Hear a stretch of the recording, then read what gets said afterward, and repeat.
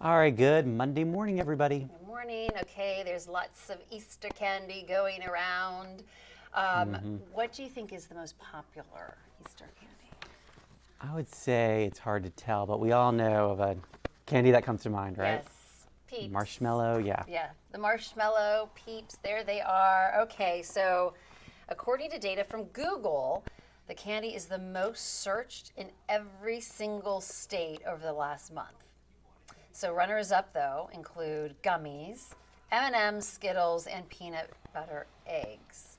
But Peeps, it's they used to just be kind of, I think, yellow. Yellow Peeps, right? And yeah. then they started having colors, and then the bunny Peeps, and then totally different flavors.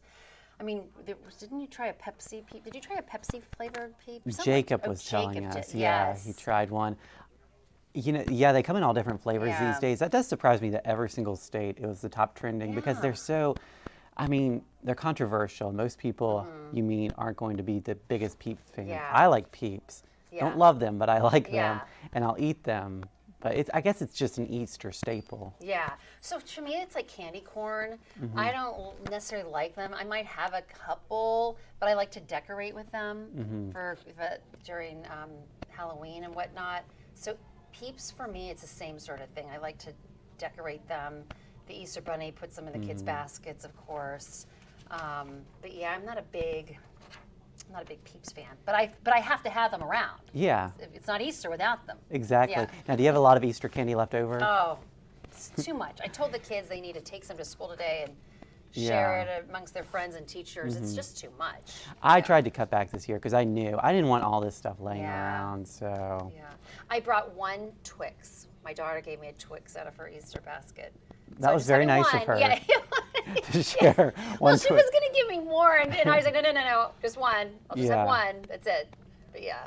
Just keep it away from me because if it's in the house, I'm eating it. Yeah, it's tough. It's hard to just stop yourself from I eating know it. my but- kids aren't at school, and I'm gonna probably rifle through when I get home and raid their today. supply, right? They won't know there's so much. They won't That's notice. right. They won't notice. I hope. Unless they look at this video. That's And then they'll right. know. That's right. So nobody tip them off. No, don't do it. Don't tell them. All So, right. Anyway. All right, thanks, Jennifer. Let's take a look at our top stories this morning. We begin with breaking news. This is a live look from the Vatican this morning, where it has been announced that Pope Francis has died at the age of 88. Bells tolled in church towers across Rome this morning after the news broke. His death comes weeks after he battled a case of pneumonia in both lungs. The Pope made a surprise appearance Sunday to deliver the Easter blessing. He made history in 2013 as the first pontiff from Latin America. We will, of course, have continuing coverage throughout the day on 29 News and 29news.com. Charlottesville police is investigating several shots fired incidents that occurred over the past weekend. No injuries have been reported, but there was some damage. The first report was early Saturday morning off Hardy Drive. No one was hit, but 2 buildings were struck by bullets. About an hour later, police were called to South 1st Street for shots fired. No injuries or damage. Then late Saturday night, several eyewitnesses said they saw someone fire shots near the Code building on the downtown mall.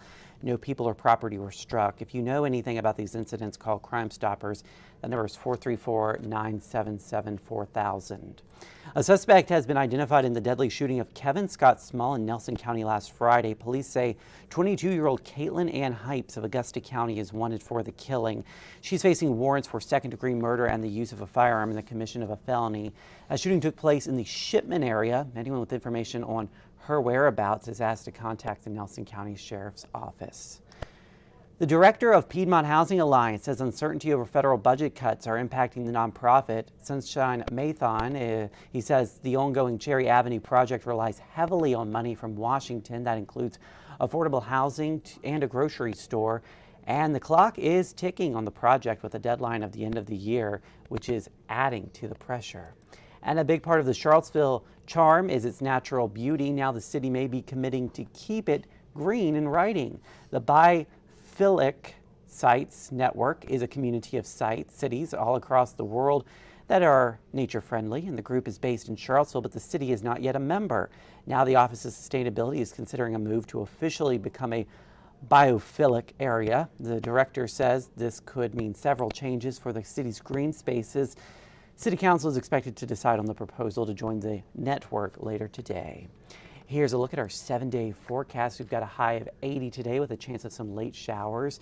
And it looks like we are going to be around the 80-degree mark throughout the week with a chance of rain increasing into our Friday and Saturday. All right, here's a live look at the roads this morning. This is I-64 in Afton. I hope you have a great Monday morning. I hope you have a safe drive into school and work, and we'll see you again on 29 News at noon.